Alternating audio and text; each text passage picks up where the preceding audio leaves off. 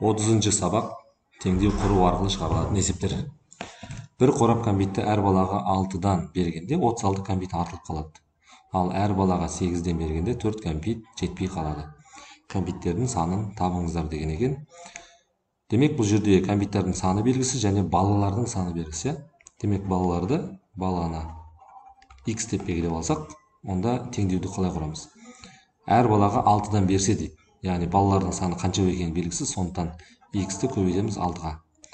Әр балаға 6-дан бергенде 36 кәмпит артылады. Міне, 36 кәмпит артылды.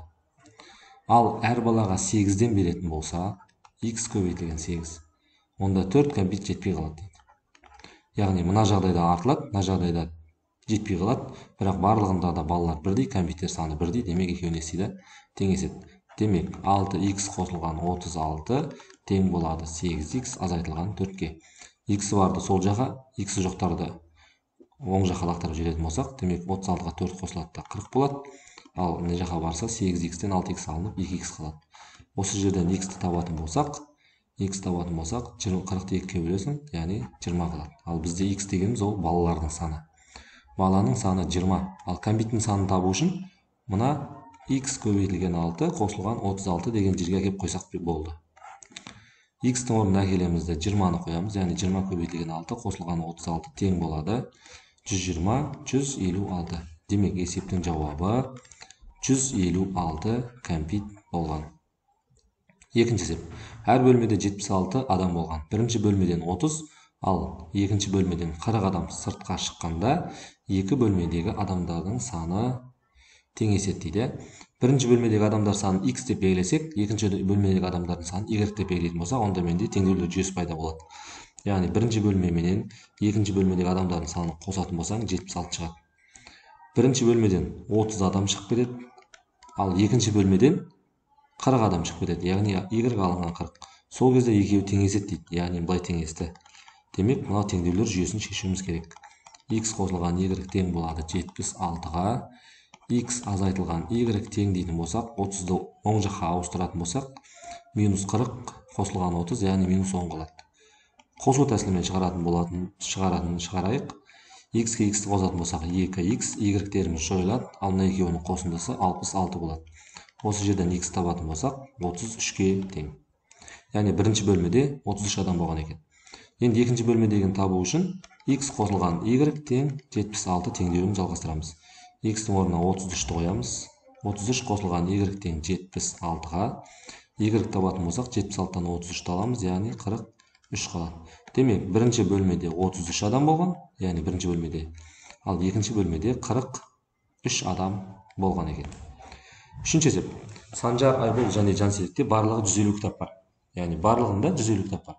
Санжар Айболға 9, ал Жансерікке 24 кітап берсе, онда үшеуінде де кітаптар саны бірдей болады дейді. Демек, Санжар, Айбол және Жансерік.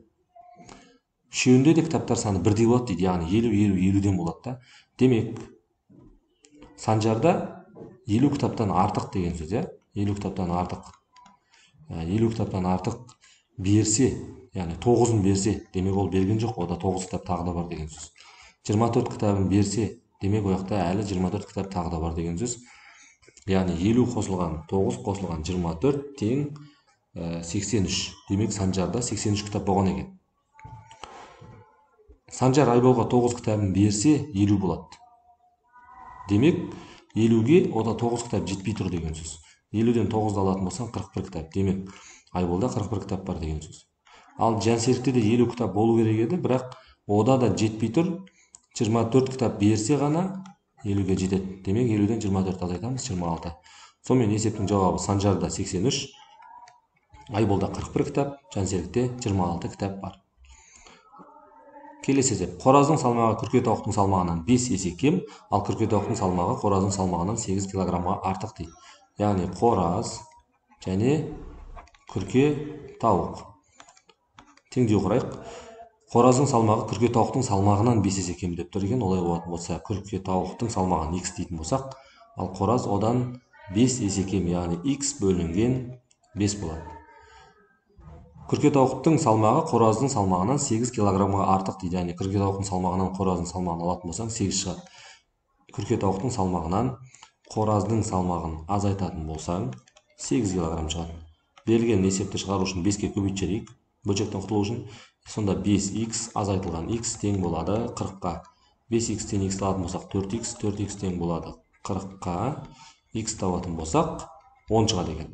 Демек, күрке тауықтың салмағы 10 килограмм, ал қораздың салмағы 2 килограмм екен.